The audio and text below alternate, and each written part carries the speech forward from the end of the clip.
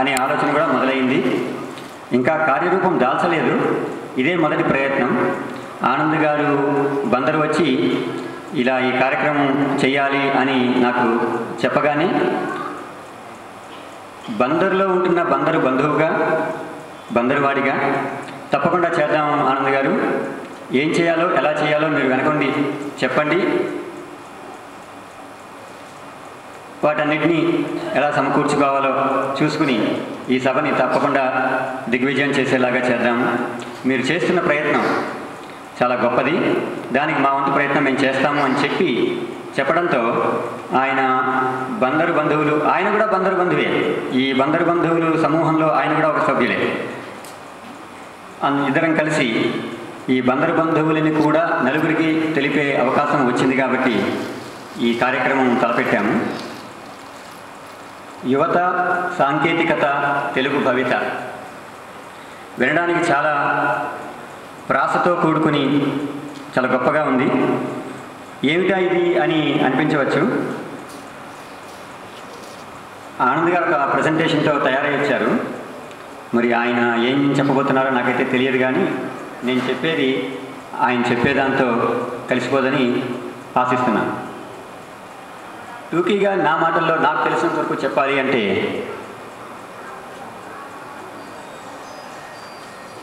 Computers, information technology ఇది అంటే English తెలిస్తే ఆ కీబోర్డు మీద ఏబిసిడీలు ఎలా ఉంటాయో ఎక్కడుంటాయో తెలుసుకోగలిగితే, టైప్ చేయడం వస్తే, రాకపోయినా 1-2 వేలతో కొట్టచ్చు అనుకోండి, వేరే విషయం. ఇంగ్లీషుతో బాగా ముడిపడి ఉన్న రంగము అని మనందరికీ ఉన్న అభిప్రాయం. అది 100% నిజమే కూడా. అందుకనే మనం గత 30-20 ఏళ్ళుగా అందరినీ, మన పిల్లలందరినీ, మమ్మల్ని మా పెద్దలు, మేము మా పిల్లల్ని ఇంగ్లీష్ వైపే ఎక్కువగా తోస్తున్నాము. అదే నేర్చుకోమని చెప్పి అదే ఆ మాధ్యమ పాఠశాలలో చేరుస్తున్నాం. అయితే తెలుగు మాట్లాడే ప్రజల్లో చాలామందికి ఇంగ్లీష్ రాదు. తెలుగు మాట్లాడే ప్రజల్లో సాంకేతిక నిపుణులు, ఐటీ ప్రొఫెషనల్స్ చాలామంది ఉన్నారు. ప్రపంచంలో ఏ ఒక్క లాంగ్వేజ్ వచ్చిన, నేటివ్ లాంగ్వేజ్ ఉన్న సాఫ్ట్వేర్ ప్రొఫెషనల్స్ తీసుకున్నప్పటికీ తెలుగు లాంగ్వేజ్ బాగా వచ్చిన వాళ్ళు ఐటీ ప్రొఫెషనల్స్ చాలా ఎక్కువ మంది. ఇంతమంది ఉండి కూడా మన తెలుగుని కీబోర్డు మీదకి ఇంతవరకు ఎక్కించలేకపోయాం. ఎందుకని? నేను లాస్ట్ ఇయర్, క్రిందటి సంవత్సరం చైనా వెళ్ళాను ఒక కాన్ఫరెన్స్కి. వెళ్ళినప్పుడు అక్కడ కీబోర్డు ముట్టుకోవాలంటే భయం వేసింది నాకు. ఎందుకంటే అక్కడ ఇంగ్లీష్ కీబోర్డ్ లేదండి, అంతా చైనీస్ కీబోర్డే. సాఫ్ట్వేర్ అంతా కూడా చైనీస్లోనే. నేను ఎవరితో అయితే మాట్లాడాలో వాళ్ళతో మాట్లాడాలి అంటే అక్కడ ఒక ట్రాన్స్లేటర్ని పెట్టుకుని మాట్లాడాల్సి వచ్చింది. నాకు చైనీస్ రాదు కాబట్టి, వాళ్ళకి ఇంగ్లీష్ రాదు.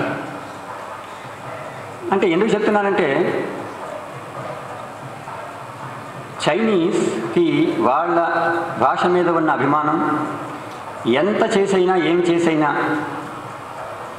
ఐటీని వాళ్ళ కాళ్ళ దగ్గరికి తెచ్చుకున్నారే తప్ప, వాళ్ళు నిర్బంధంగా ఇంగ్లీషు, ఆంగ్లం నేర్పించి వాళ్ళ పిల్లలకి నేర్చుకుని ఐటీ నేర్చుకోవాలి. వాళ్ళు ఐటీలోకి ఆ చైనీస్ లాంగ్వేజ్ని చొప్పించారు.